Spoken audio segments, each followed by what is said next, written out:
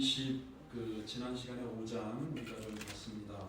자, 25장은 이제 그 안식년 이제 희년에 관한 메시지인데 우리가 이렇게 좀 살펴봤는데 여러분 한번 다시 한번 우리가 21절인가요? 한번 보겠습니다. 21절. 5장 21절 다시 한번 보죠. 186페이지가 되겠는데요. 성경 보시면.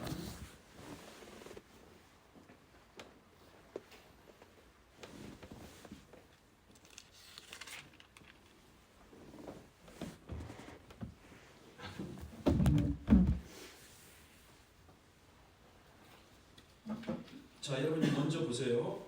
77이 49지요. 네. 그러면 49년이 무슨 년이죠? 일단 49년. 안식년이죠. 안식년. 잘 들으셔야 돼요. 그러니까 7년째가 안식년이잖아요. 근데 77이 7번이 되니까 그러면 77이 49년째도 안식년이잖아요. 그렇죠? 근데 안식년 77이 49년 다음에가 또 뭐예요? 희년이잖아요. 자, 그러면 이제 그렇게 여러분이 기억을 하시고 여기 21절을 한번 같이 읽겠습니다. 시작. 내가 명령하여 여섯째에 내 복을 너희에게 주어 그 소출이 3년 동안 시기에 족하게 하리라. 자, 이렇게 나오죠. 그럼 여기서 21절에 그 여섯째 해라고 하는 거 있잖아요. 여섯째 해가 뭐냐면은 여섯째 그러니까 6년째를 얘기하자는 거잖아요. 그러니까 요거는 49년이에요, 48년이에요. 여섯째니까 48년. 그죠? 자, 그러면 여기 지금 21절에 있는 거 여섯째 해가 48년이잖아요. 그죠? 48년이기 때문에 여섯째 해에 하나님이 내 복을 너희에게 주어 그러잖아요. 48년에 내 복을 너희에게 주어. 자, 그 소출이 몇 년 동안? 3년 동안 쓰기에 족하게 하리라 이렇게 말씀하잖아요. 그러면 지금 이 해가 몇 년이라 했어요? 지금 48년이죠. 자, 48년 이때 복을 주는 거예요. 48년 그 다음에 안식년, 희년. 그러니까 하나님이 요 48년 때는 3배의 복을 준다는 거예요. 3년 복을. 안식년을 지킬 수 있도록 또 희년을 하나님께 감사하며 지킬 수 있도록.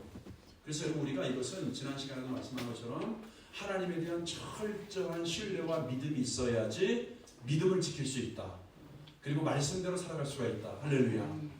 자, 그래서 이제 우리가 이 안식년 희년에서는 여러분들이 이 말씀을 그러니까 하나님이 나에게 이렇게 48년째의 3배 3년 동안 쓰기에 족한 복을 하나님이 주실 것이구나. 이 믿음을 우리가 가질 수 있기를 예수님의 이름으로 축복합니다. 자, 그러니까 우리가 우리 삶에 마찬가지입니다. 우리 일상생활에서 우리가 사실 사람들의 많은 걱정과 염려와 그 근심이 뭐냐면 여러분 다 돈 걱정이에요.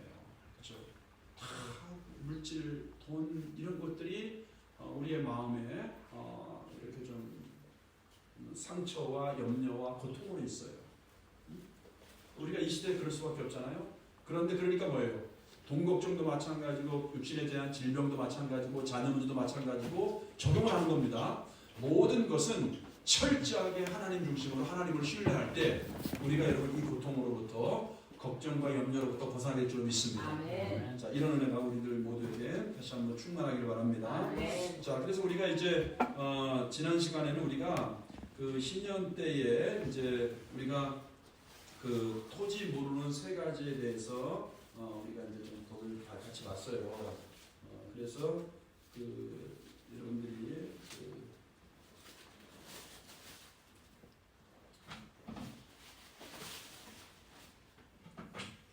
자 34절까지 읽어봤었나요 지난번에? 29절. 29절인데. 자, 그러면 우리가 29절부터 한번 보겠습니다. 지금 23절부터 28절까지는 우리가 이제 토지를 희년 때 토지를 우리가 이제 반환해야 되잖아. 희년 때 토지 소유권은 하나님께 있는데 우리는 토지를 소유권이 아니고 우리 토지를 사용하는 것이죠. 우리가 나의 모든 것 하나님께 달려 있으니까. 그러니까 토지도 마찬가지. 땅의 주인도 하나님이고 우리는 다만 그것을 사용하는 우리 생명이 있을 동안에 사용하는 권한이 있는데 토지를 그러면 이제 희년 때 물을 수 있는 3가지에 대해서 지난 시간에 우리가 첫 번째는 가장 가까운 친족이 대신 이렇게 물어줄 수가 있다. 그래서 이 물으다가 바로 고엘이라고 우리가 지난 시간에 얘기했죠. 그리고 자기 자신이 또 물을 수가 있고, 또 세 번째는 이제 친족도 자기 자신도 물으지 못해요. 그럼 언제까지 기다려야 돼? 희년까지. 그러면 희년 때는 토지를 이제 반환해야 되니까 원래 주인에게. 자, 근데 예외의 경우가 이제 있어요. 그래서 자 29절부터 읽겠습니다. 시작. 성벽 있는 성읍에 가옥을 팔았으면 한 집만 1년 안에 물을 수 있나니 곧 그 기한 안에 물려니와 1년 안에 물지 못하면 그 성 안의 가옥은 소유자의 소유로 확정되어 대대로 인구에 그에게 속하고 희년이라도 돌려보내지 아니할 것이라. 자, 그러니까 29절에서 30절에는 희년이라도 돌려주지 않아요. 그 예외 규정이란 말이에요, 이것은. 그래서 지금 29절부터는 이제 예외 경우를 이렇게 하나님이 말씀하는데, 우리가 그 무엇이든지 그러잖아요. 법도 예외가 있잖아요. 예외 규정이 있잖아요. 그거 마찬가지로 이제 집을 파는 경우, 내가 내 집을 파는 경우, 성 안에 있는 집을 내가 이제 팔았어요. 근데 1년 안에는 내가 뭐예요? 되찾을 수 있어요. 근데 여기 지금 뭐예요? 1년 안에 물지 못하면 그 성 안의 가옥은 이제 그 집을 산 사람 있죠. 영원히 그 집을 산 사람의 소유가 되어서 희년에라도 그 집은 원래 주인에게 돌려주지 않는다. 자, 그럼 무슨 말씀인지 이해가 되겠죠? 자, 그 다음에 31절 시작. 그러나 성벽이 돌리지 아니한 촌락의 가옥은 나의 전투와 같이 물러주기로 할 것이요 희년에 물러보내기도 할 것입니다. 자, 그러니까 31절과 30절, 29절 차이가 뭐냐면 29절, 30절에는 성 안에 있는 집을 판 경우예요. 그죠? 성 안에 있는 집. 근데 여기 지금 31절은 성 안에 있는 집이 아닌 것을 말씀하고 있는 거예요. 그러니까 성 안에 있지 않고 일반 그 촌락의 가옥은 그 마치 땅과 같이 희년에 돌려보내고 물러주어야 된다. 이제 이 말씀을 이렇게 말씀을 하고 있는 거예요. 그러니까 이렇게 여러분이 아세요.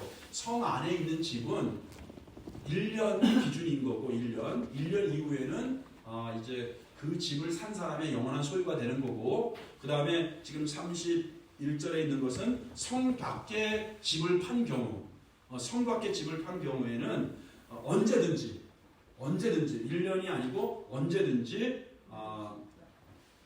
물을 수가 있고, 또 희년에는 뭐예요? 당연히 그 원주인에게 돌려줘야 된다. 그러니까 성 안과 성 밖이 하나의 기준이 되겠죠. 자, 이제 그것에 대해서 말씀하고 있는 경우, 그 다음에 이제 그 32절부터는 두 번째 예외 규정에 대해서 말씀을 하고 있는 겁니다. 자, 32절부터 시작. 레위 족속에서도 곧 그들의 소유의 성읍의 가옥은 레위 사람이 언제든지 물을 수 있으나 만일 레위 사람이 물지 아니하면 그의 소유 성읍의 판 가옥은 희년에 돌려보낼지니 이는 레위 사람의 성읍의 가옥은 이스라엘 족속에서 받은 그들의 기업이 되리라. 그러나 그들의 성읍 주인은 들판은 그들의 영원한 소유주인이 팔지 못할지니라. 자, 그러니까 여러분, 레위인의 경우가 지금 이제 하나의 예외 규정으로 말씀을 하고 있는데, 성 안에 있는 레위인의 집 있죠. 성 안에 있는 레위인의 집은 언제든지 되찾을 수 있다.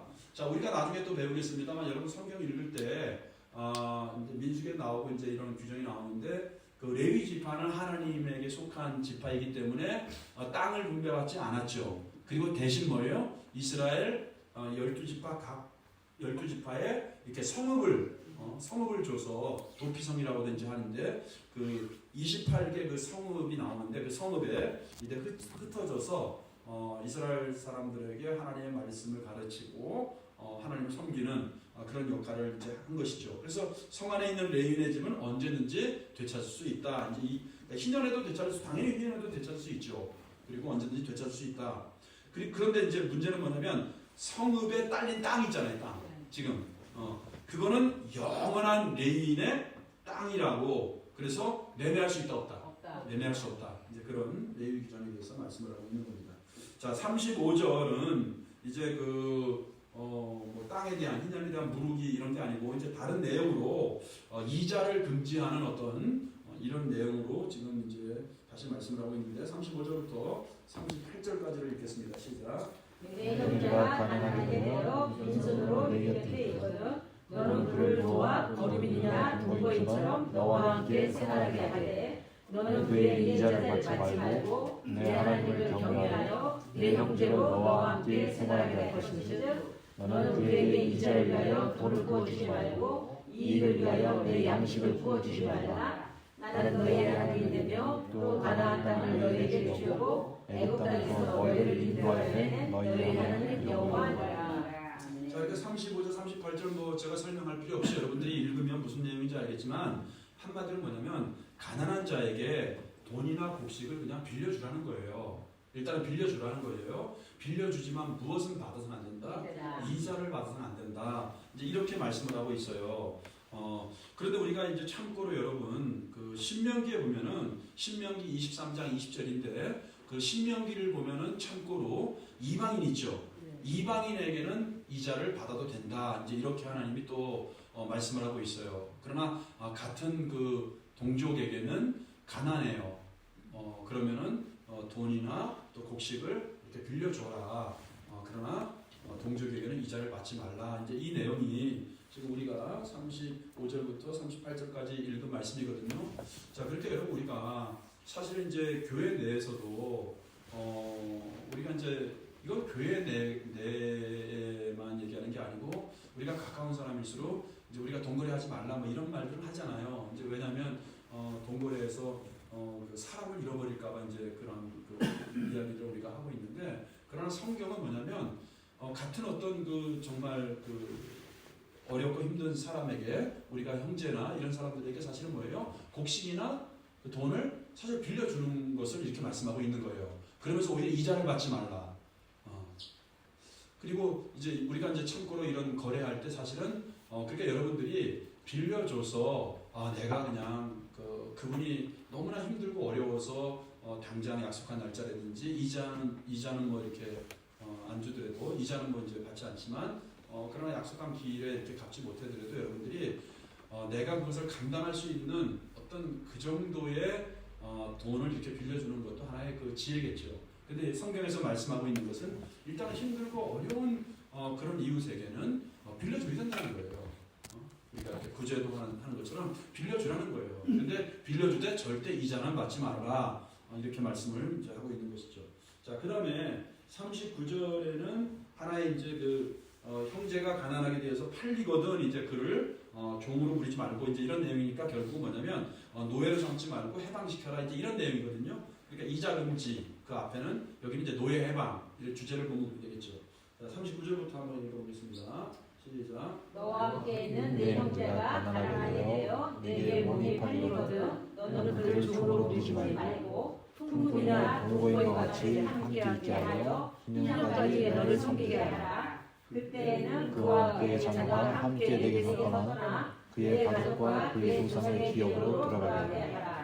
자, 41절까지가 뭐예요? 형제를 얘기하는 겁니다. 같은 동족을 얘기하는 겁니다. 자, 동족이 가난하게 되어서 하나의 이제 그 사람 옛날에는 어떻게 뭐야 그 자기 자신이 하나의 그 돈이란 말이에요, 재산이란 말이에요. 그러니까 노예로서 이제 이렇게 종이 된 거예요. 자기 그 너무 가난하게 되니까 그러면 그 사람을 몸이 팔렸지만 종으로 노예로 부리지 말고 너와 함께 있는 그 동거인처럼 품꾼이나 동거인처럼 너와 함께 있어서 언제까지야 그것도요?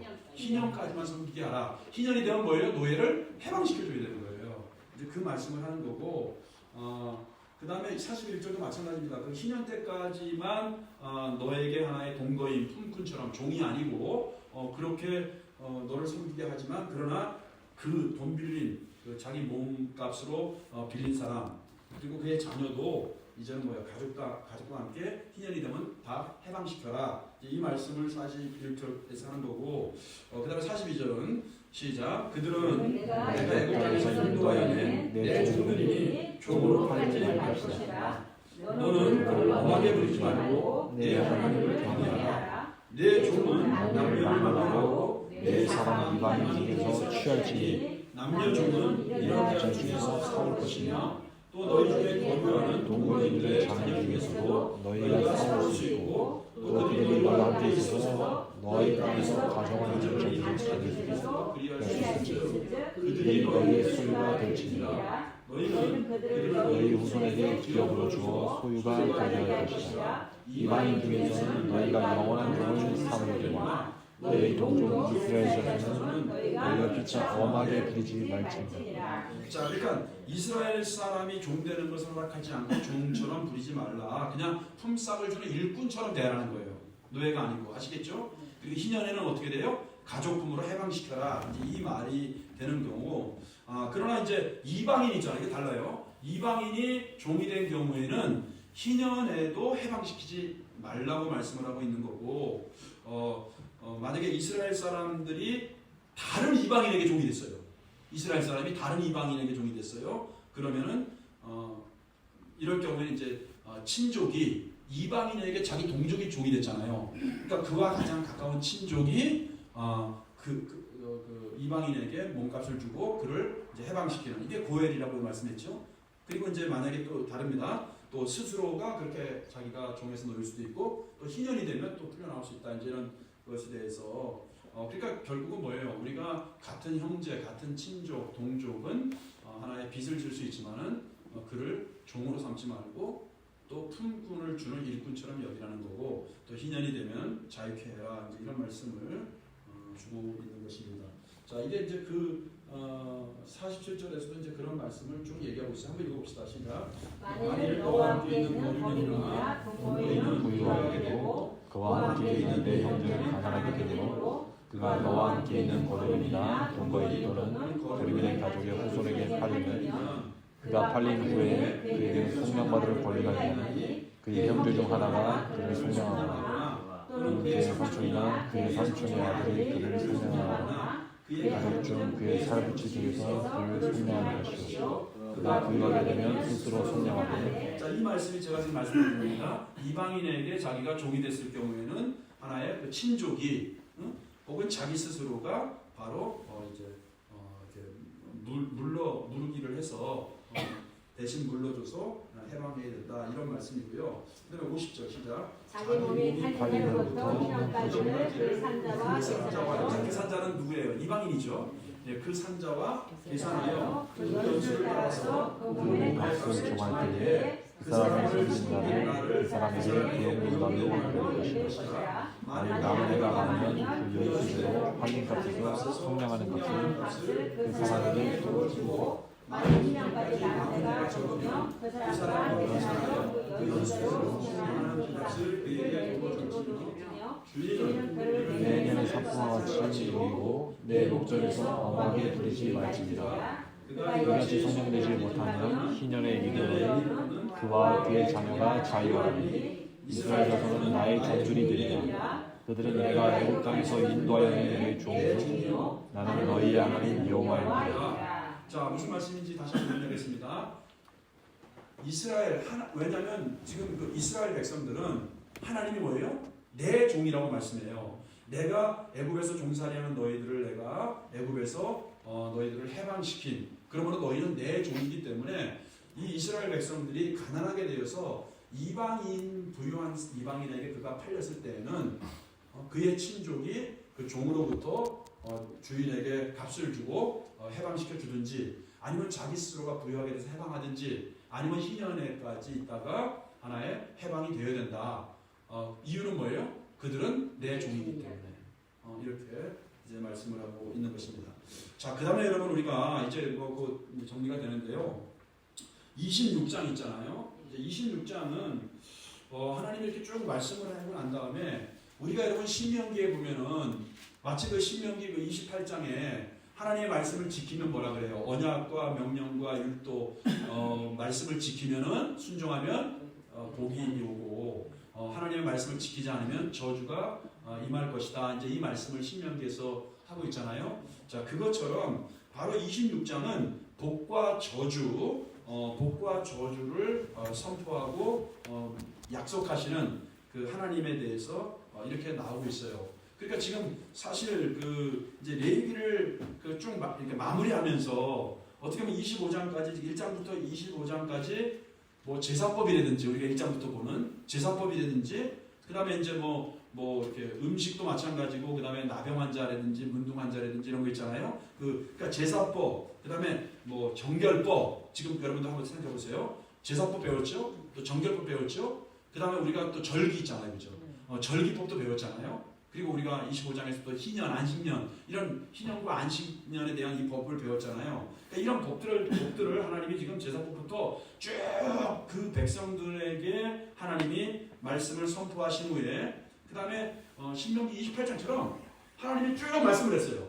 제사법이라든지 정결법이라든지 뭐 절기나 안식일 뭐 쭉 말씀했어요. 그러니까 하나님이 지금까지 말씀한 이 레위기 법전이라고 봅시다. 레위기 법을 26장에서는 지키면 뭐예요? 복을 받고 지키지 않으면 저주를 받는다. 신명기 28장 그렇잖아요. 이제 그런 것처럼 마무리하는 게 바로 이제 26장이다. 이렇게 말씀을 지금 26장에서 이제 말씀을 하고 있는 거예요. 지키면 복이 될 것이고 지키지 않으면 화가 임할 것이다. 이 말씀을 이제 26장에서 하고 있는 겁니다. 자, 그러면서 26장의 첫 번째 1절을 보니까 이제 우상에 대해서 말씀을 이제 하고 있죠. 한번 1절 우리가 한번 1절 2절을 한번 보겠습니다. 시작. 너희는 자기를 위하여 우상을 만들지 말지니 조각하는 것이나 구상을 세우지 말며 너희 땅에 조각한 석상을 세우고 그에게 경배하지 말라. 나는 너희의 하나님 여호와이니라. 너희는 내 안식일을 지키며 내 성소를 경외하라. 나는 여호와이니라. 자, 먼저 이제 우상에 대해서 말씀하고 있잖아요. 여러분, 그러니까 귀신이 있어요, 없어요? 있어요, 여러분.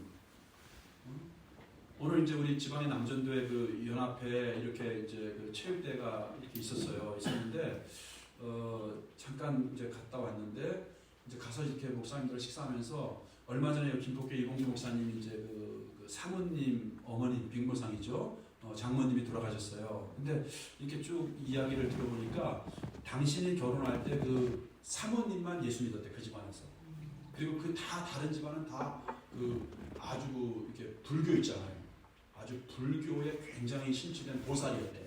그 자기 장모님이 그 이봉주 목사님 얘기 들어보니까 보살이었대, 보살.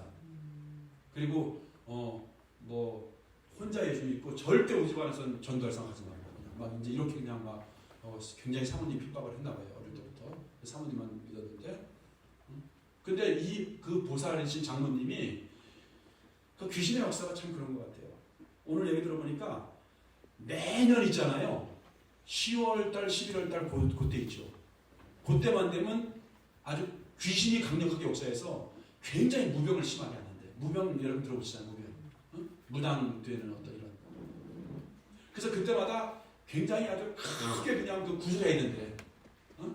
그러니까 큰 구슬 그렇게 했다는 거야. 그때 하여튼 정말 귀신처럼 그때만 되면 그냥 이 무병을 알아서 사람이 다 죽어가는 거예요.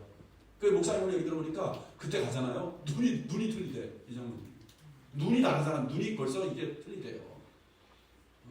그러니까 그렇게 이제 뭐 사이가 목사 될 사람인데도 그냥 막 저거 하고, 그래서 이제 그냥 다음에 또 이러면 이거는 무조건 그 자꾸 이렇게 굿하고 이거 하면 인생이 더 패패해가지고 이렇게 저주가 임합니다. 그거 끊어내야 됩니다.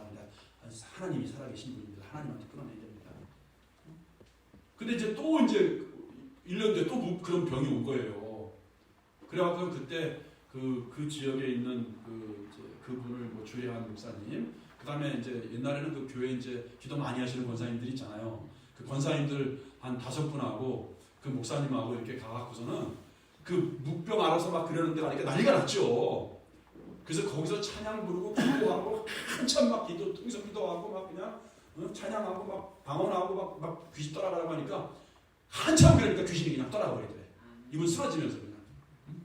그래서 이분이 그때 하나님이 있구나. 내가 여태까지 우상 이거 귀신을 섬겼구나 내가. 이걸 깨닫고 그때부터 또 그런 출신들이 지극정성으로 기도해요. 그래서 그때 그런 체험이 있잖아요. 그때부터 그분들은 항상 새벽 제단을 쌌잖아요. 우리가 새벽 기도하는 것처럼. 그래서 그때 예수 믿은 이후로 한 번도 얼마 전에 돌아가셨거든요. 그때까지 자기 이제 사이가 목사잖아요. 자기 딸 평생을 그냥 새벽에 3시면은 마치 그 귀신을 옛날에 섬기는 것처럼 이 목욕제기하고 항상 그런 체험이 있으니까 그때부터 그렇게 그 사위를 위해서 기도했다는 거예요. 그 얼마 전에 위독했다가 잠깐 정신을 볼 때 장로님, 어머님, 제가 목사 그만둘 때까지는 살아계셔도 기도해야 됩니다. 뭐 이런 얘기 했는데 여러분 귀신이 있습니다. 이렇게 귀신이 있어요. 근데 여기 지금 하나님이 1절과 2절에서 얘기하는 거는 귀신을 섬기지 말라는 거예요. 우상을 숭배하지 말라요. 할렐루야. 그래서 여기 1절에 보니까 우상은 그러니까는 뭐냐면 자기를 위하여 만들어 섬기는 거예요. 1절에서 그 말씀 하잖아. 너희는 자기를 위하여 우상을 만들지 말지니. 여러분 우리가 그러니까 하나님도 우리가 우상화될 수도 있어요. 예수님도 우리가 우상으로 만들 수가 있다니까요. 그러니까 신앙이 우리가 성숙해 갈수록 뭐예요? 하나님도 나의 목적과 나의 유익을 위해서 내가 이용하듯이 이렇게 하면 그것도 내가 뭐 조각을 만들어 놓은 건 아니지만 그것도 우상이 될 수 있다. 여러분은 좀 그런 수준까지 올라갔으면 좋겠어요. 그러니까 우리가 하나님의 사랑과 하나님의 은혜 때문에 내가 존재하는 거고 하나님을 내가 그렇게 섬겨야지. 이게 순서가 거꾸로 되어 있잖아요. 그래야 복이 임할 거 아닙니까?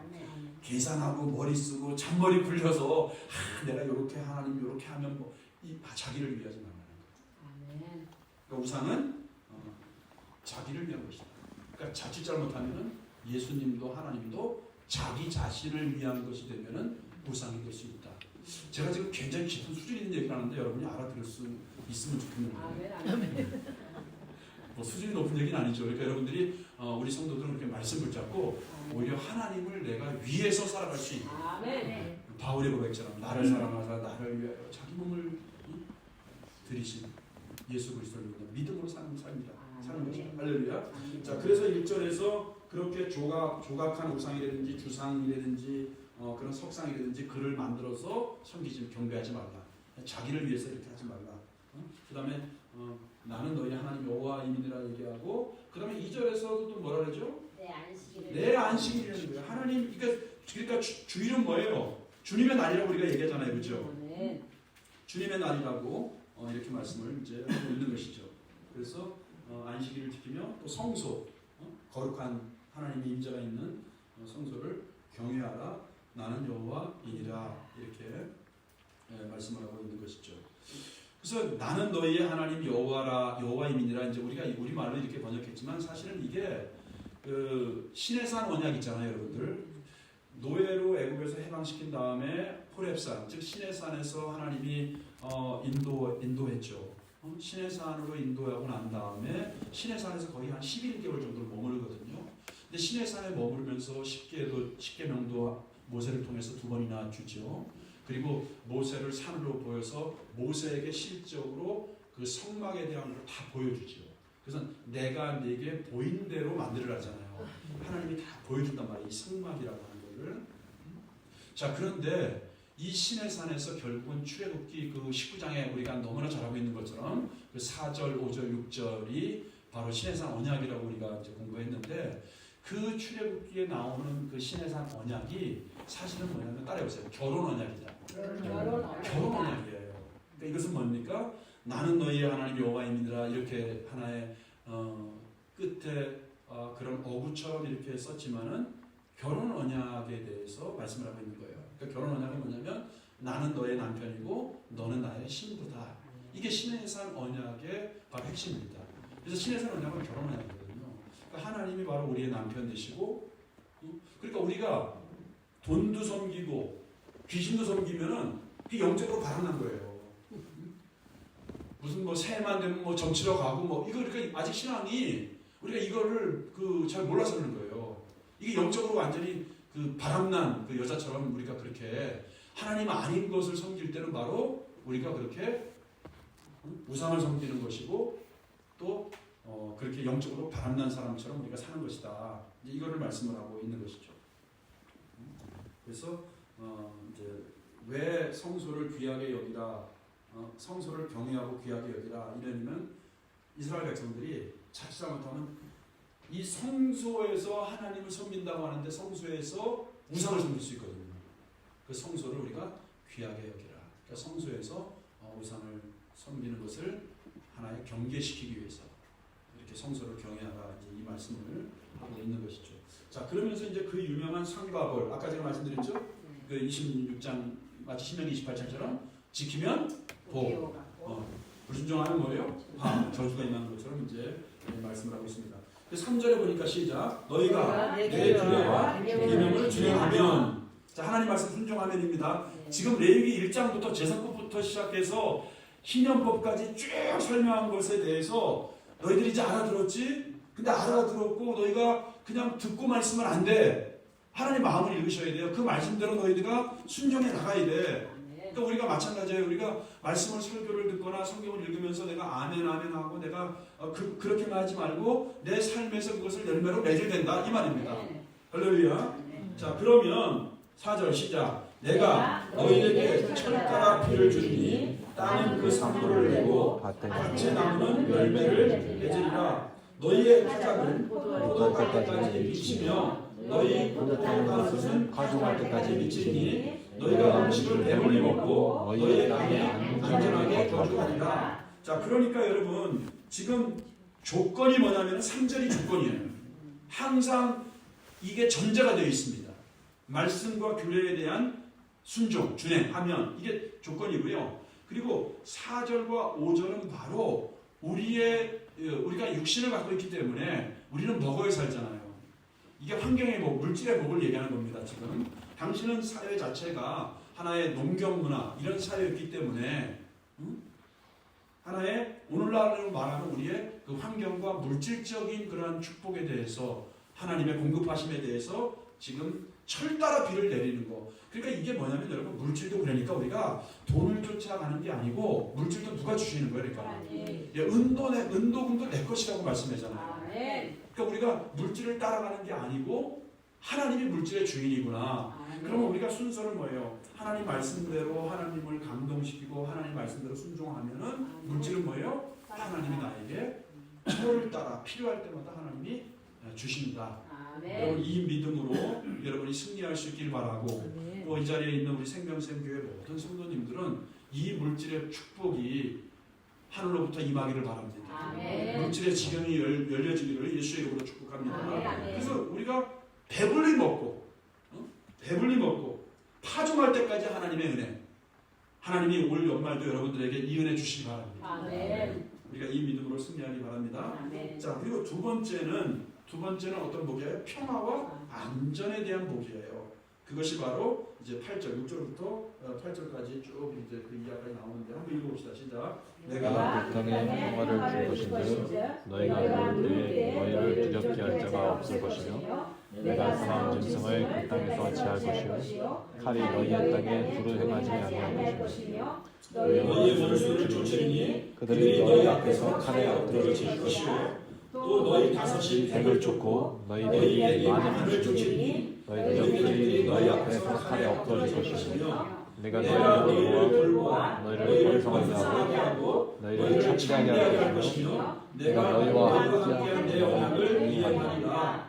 너희는 오래 묵었던 굵은 곡식을 먹다가 새 곡식으로 말미암아 묵은 곡식을 치우게 될 것이며 내가 내 성막을 너희 중에 세우리니 내 마음이 너희를 싫어하지 아니할 것이며 나는 너희 중에 행하여 너희의 하나님이고 너희의 백성이 될 것이다. 나는 너희를 땅에서 인도하여 내어 그들의 종된 것을 보내야 너희의 하나님 여호와이니라. 내가 너희의 머리에 밑장을 붙이고 너희를 발에서서 걷게 하였느니라. 자, 지금 그래서 지금 쭉 8절, 9절까지는 여러분 결국 뭐냐면 하나님이 주시는 평화와 안전에 대해서 얘기하는 거고 자, 그래서 여러분 보세요. 우리의 가족도 주님이 지켜주셔야 돼요. 아멘. 오늘도 잠깐 보니까 뭐 무슨 차가 갑자기 와서 멀쩡한 사람이 뒤에서 죽고 막 그랬잖아요. 그러니까 우리가 이 세상 살아가면서 무슨 사고도 만날 수가 있고요. 하나님이 지켜주셔야 됩니다. 아멘. 여러분의 건강도, 여러분의 재산도, 자녀도, 가정도, 사업장도 하나님이 지켜주셔야 돼요. 아멘. 하나님이 지켜주실 수 있는 그런 여러분들의 순종의 삶이 되시기를 바랍니다. 아멘. 우리가 9절부터 지금 읽은 것처럼 그 다음에는 번성과 창대의 복입니다. 자, 그래서 여러분들 9절을 한번 동그라미 치세요. 구절을 동그라미 치고 다시 한번 선포하겠습니다. 이 말씀 우리가 믿음으로 한번 선포합시다. 시작. 내가 너희를 돌보아 너희를 번성하게 하고 너희를 창대하게 하게 하시며 내가 너희와 함께한 내 언약을 이행하리라. 자, 번성과 창대의 복이 임할지어다. 우리 장로님들 뭐 사업장에 이런 복이 임하길 바랍니다. 하나님이 형통케 하고 번성케 하고 창대케 하셔서 여러분이 주의 영광을 위해서 주님을 위해서 더 크게 지금도 여러분들이 큰일 하고 계시지만 더 크게 하나님의 영광을 드러낼 수 있는 우리 장로님들과 우리 안수 집사님 우리 권사님 되시기를 예수의 이름으로 축복합니다. 번성하고 창대하게 하는 것도 하나님이 하셔야 돼요. 하나님이 뭘 못하겠습니까 여러분? 하나님이 대적도 쫓아버리시고 또 하나님이 원수들도 쫓아버리시고 하나님이 번성하고 창대하게 해서 하나님께서 영광 받으시는 그런 은혜가 있기를 예수님의 이름으로 축복합니다. 그리고 이제 여러분 11절부터는 하나님의 임재의 복이에요. 자, 첫 번째가 여러분 보세요. 다시 한번 정리합시다. 첫 번째가 물질의 축복입니다. 물질의 축복 4절부터. 자, 그 다음에 하나님이 지켜주시는 평강과 안전의 축복입니다. 그 다음에 세 번째가 뭐예요? 하나님이 번성케 하시고 창대하게 하시는 하나님의 놀라운 은혜의 복 이거예요.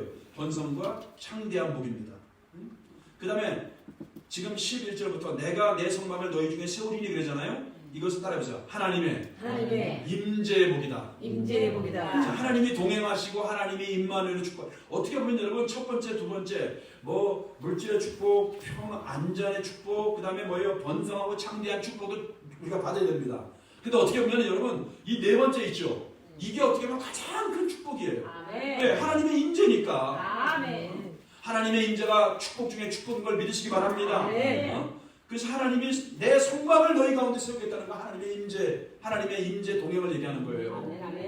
나는 너희 중에 행한되는 거 아니겠습니까? 너희 중에. 그래서 너희 하나님이 되고 너희는 내 백성이 될 것이다. 이 하나님의 임재 축복을 받는 저와 여러분들 되시기를 바랍니다. 자, 오늘은 여기까지 보시고 이제 14절부터 항상 이게 있어. 뭐가 있다? 그러나. 저와 여러분들 하나님을 감동시키고 하나님께서 함께 해주셔서 이런 네 가지 축복이 다 우리 그들 가운데 충만하기를 예수님의 이름으로 축복합니다.